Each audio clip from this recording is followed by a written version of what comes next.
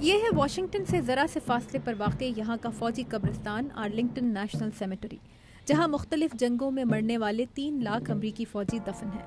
ان میں وہ بھی شامل ہیں جو امریکی سول وار کے زمانے میں فوجی تنازعات میں ہلاک ہوئے۔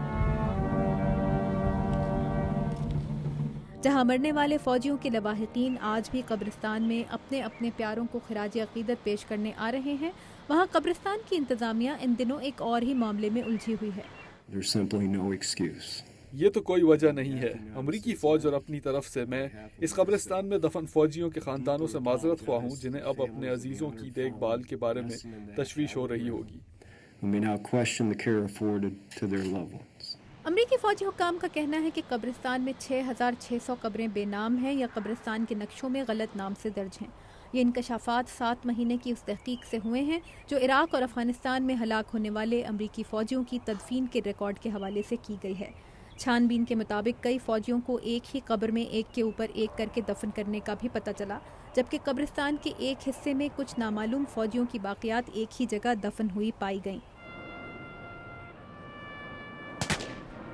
اس سال کے آغاز میں جب پہلی بار اس معاملے کی بھنک میڈیا تک پہنچی تو قبرستان کے سپرنٹینڈنٹ جان میڈسلر اور ان کے نائب تھرمن ہگن بوتھم کو فوری ریٹائرمنٹ لینی پڑی۔ امریکی کانگریس کی ایک سماعت کے دوران قبرستان کے نائب سپرنٹینڈنٹ ہگن بوتھم نے اپنے اوپر عائد الزامات کا دفاع کیا۔ کوئی بھی ریکارڈ جو 140 سال سے ہاتھ سے مرتب کیا جا رہا ہو اس میں غلطی کا امکان ہوتا ہے۔ It's called keeping track of who you bury where. That is not a complicated task. اب تک امریکی محکمہ دفاع کو 1000 ایسے خاندانوں کے سوالات موصول ہوئے ہیں جنہیں شک ہے کہ ان کے عزیز شاید کسی اور کی قبر میں سو رہے ہیں۔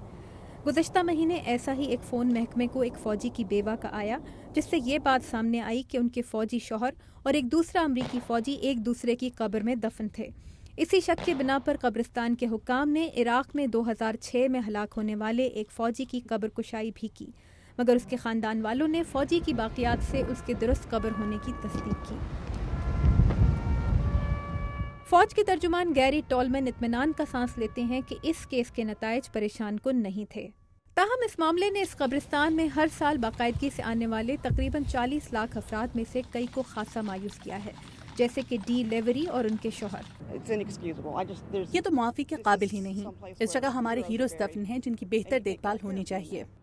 امریکی فوج کا کہنا ہے کہ اب اس قبرستان کا انتظام اور دیکھ بھال کے معاملات زیادہ محتاط طریقے سے چلائے جائیں گے، جن میں قبروں اور کتبوں کے درست ریکارڈ مرتب کرنا بھی شامل ہے۔ لیکن وہ جنہیں بتایا گیا ہے کہ ان کے باپ، بھائی، شوہر یا بیٹے اس قبرستان میں دفن ہیں، سوچ رہے ہیں کہ کیا انہیں دی گئی تسلی سچی ہے یا نہیں۔ کرس سمکنز کے ساتھ تابندہ نعیم، اردو VOA۔